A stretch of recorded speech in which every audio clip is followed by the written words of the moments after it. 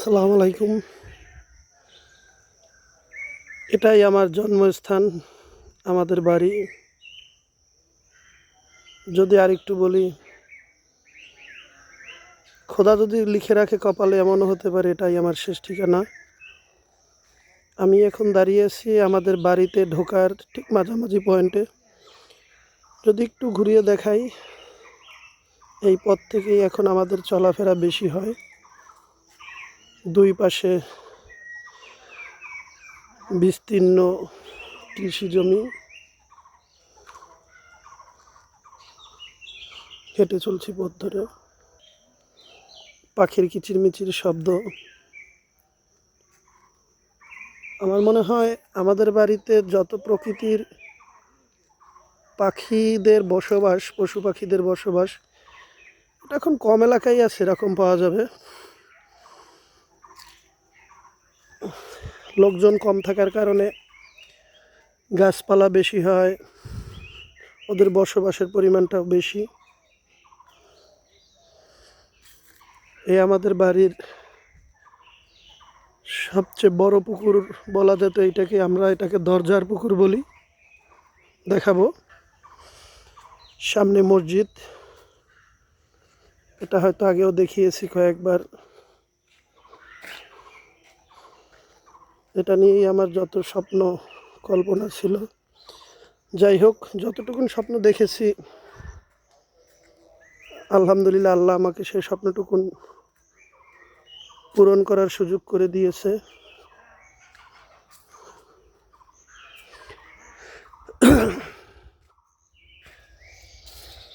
এই এখন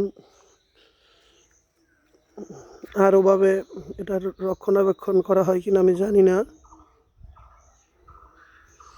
এখানে আমার বাবার সাথে আমার হাজারো না লাখো স্মৃতি, কত মাছ ধরার স্মৃতি, কোনখানে কবে কখন আমি এখনও মাঝে মাঝে হারিয়ে যাই। আমার মনের অজান্তে আমি আমার বাবার সাথে এখানে আসি, আমি মনে করি।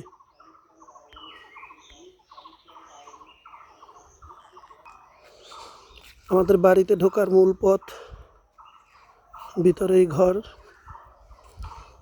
এই আমাদের কবরস্থান।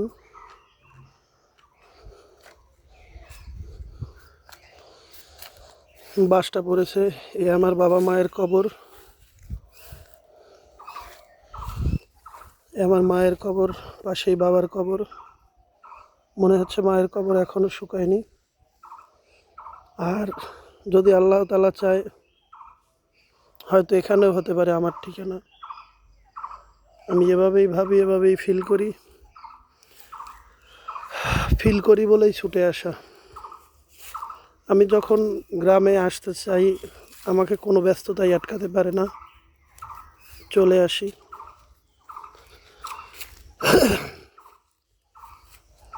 কেন চলে আসি জানি না, হয়তো এটাই কারণ যেটা বললাম।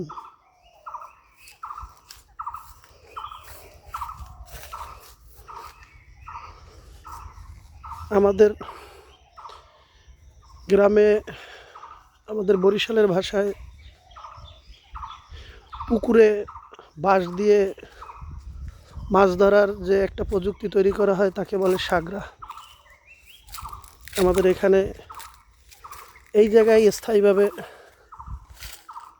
আব্বা সাগরা ফেলতেন, মাছ ধরতাম। আর মাছ ধরা, মাছ বহন করার জন্য যে জিনিসটা ব্যবহার করা হতো, সেটাকে আমাদের ভাষায় বলা হতো খারই।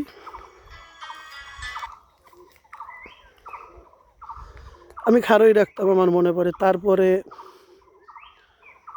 ওই যে সুপারি গাছ কেটে তার পচিয়ে তার ভিতরের অংশ ফেলে দিয়ে, এটা আমরা কত 3 ফিট বা 4 ফিট মেবি লম্বা হতো, এটাও মাছ ধরার জন্য এই নদীতে, সরি, পুকুরে ফেলা হতো।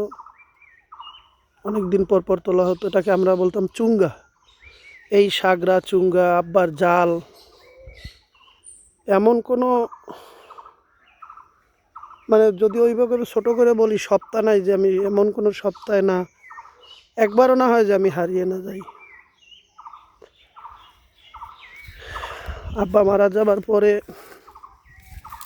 তার জাল আমাদের এক ভাই নিয়েছিল। আব্বার দুইটা জাল ছিল। জালের বর্ণনা দিতে গেলে ঠিক এইরকমই, যে জাল দুইটা ওটা নেওয়ার পরে আবার আমাদের মনির ভাই, আমি বলতে পারি মেয়াবাড়ির মনির ভাই, জালটা আবার ফেরত দিয়ে যায়। ফেরত দিয়ে যাওয়ার একটাই কারণ, উনি ওইভাবে জাল খেয়াও দিতে পারতেন না, অতিরিক্ত ওজনের কারণে, বড়োর কারণে পরে ফেরত দিয়ে যায়। বাগানটা আব্বার নিজের হাতে করা ছিল, মনে আছে। এই জায়গায় উনি আলু চাষ করতেন। মাঝে মাঝে এই জায়গায় পানি দিতে বলতো, বিকালে ক্রিকেট খেলতাম, পানি দিতাম না, এই জন্য কত যে মায়ের খেয়েছি এই পানি না দেওয়ার কারণে। এই জায়গায় সে আমিই জানি, অনেক তার হাতের মার খেয়েছি, হয়তো এই জন্যই মিস করি। আমাদের বাড়িতে ঢোকার আর একটা রাস্তা, কাজবাজ চলার কারণে বর্ষায় একেবারে বিস্তীর্ণ অবস্থা, রাস্তার খুব খারাপ।